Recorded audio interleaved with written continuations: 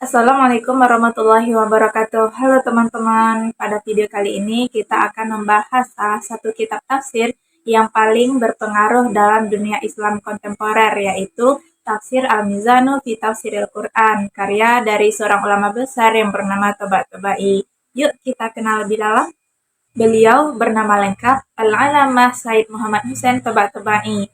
Lahir pada tanggal 29 Zulhijjah 1321 Hijriah atau bertepatan dengan 17 Maret 1904 Masehi di kota Tabriz, Iran. Beliau merupakan seorang mufasir, filsuf, teolog, dan tokoh besar mazhab Syiah abad ke-20. Nama lengkap kitab tafsir beliau adalah Al-Mizanu fi Tafsiril Quran, yang berarti keseimbangan dalam menafsirkan Al-Quran. Nama ini menggambarkan pendekatan beliau yang berusaha menyeimbangkan antara ayat dengan ayat, akal dengan teks, dan penjelasan rasional sesuai dengan kedalaman spiritual. Lanjut kita masuk kepada latar belakang sosiohistoris pengarang. Tabatabai ini lahir dari keluarga yang kuat tradisi keagamaannya. Ayahnya merupakan seorang ahli agama, dan keluarga besarnya dikenal sebagai keluarga intelektual dan spiritual. Pendidikan awal beliau yaitu di kota Tabriz. Kemudian ia lanjut ke kota Siti Najaf, pusat keilmuan Islam pada masa itu. Di sana beliau belajar fikih dan usul fikih, filsafat, logika, akhlak, serta ilmu tafsir dan ilmu hadis. Guru-gurunya banyak berasal dari kalangan ulama besar, seperti Said Abu Al-Qasim Al-Khoi dan Mirza Ali Qodhi, seorang sufi dan ahli irfan yang sangat berpengaruh dalam spiritualitas beliau.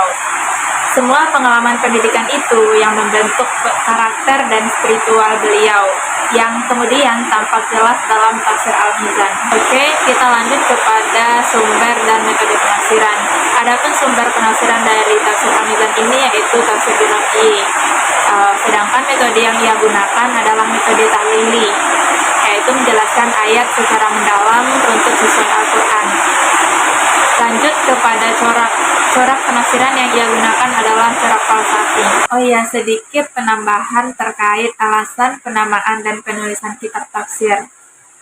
Tadi sudah dijelaskan sebelumnya secara ringkas, namun di sini saya akan menambahkan sedikit lagi supaya kita semua bisa lebih paham terhadap penulisan dan penamaan kitab tafsir Al-Mizan ini. Adapun alasan penamaan kitab tafsir Al-Mizan ini, Tabatabai ingin menunjukkan bahwa metode penafsiran yang ia gunakan itu seimbang antara akal dan dalil, seimbang antara teks dan konteks, seimbang antara makna zahir dan maknawi, dan juga seimbang antara pemahaman rasionalitas dan spiritual. Pada masa beliau, dunia Islam khususnya Iran itu kan menghadapi seperti pengaruh filsafat modern barat, materialisme, sekularisme, lemahnya tafsir yang mendalam, serta dominasi tafsir yang legalistik atau politis. Jadi, karena itulah beliau menulis tafsir Al-Mizan sebagai usaha untuk menguatkan kembali dasar intelektual umat, menunjukkan bahwa Al-Quran mampu menjawab tantangan zaman dengan pendekatan yang komprehensif dan rasional. Oke, kita masuk kepada contoh penafsiran. Ini saya mengambil contohnya Quran Surah An-Nur ayat 35 yang berbunyi A'udzu billahi minasyaitonir rajim. Bismillahirrahmanirrahim. Allahu nurus samawati wal ardh, yang artinya Allah adalah cahaya langit dan bumi. Tabatabai menjelaskan bahwa cahaya di sini bukan berarti cahaya secara fisik, tetapi cahaya eksistensial, nurul wujud.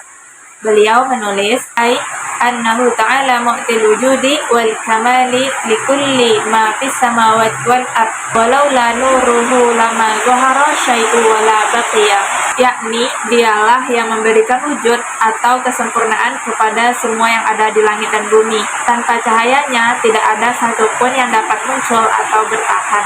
Jadi dalam tafsir ini cahaya berarti sumber keberadaan, bukan sekedar yang terlihat oleh mata. Tafsiran seperti ini menampilkan corak filsafat dan spiritualitas yang mendalam dari Tabatabai. Demikian pembahasan kita pada video kali ini, semoga bermanfaat.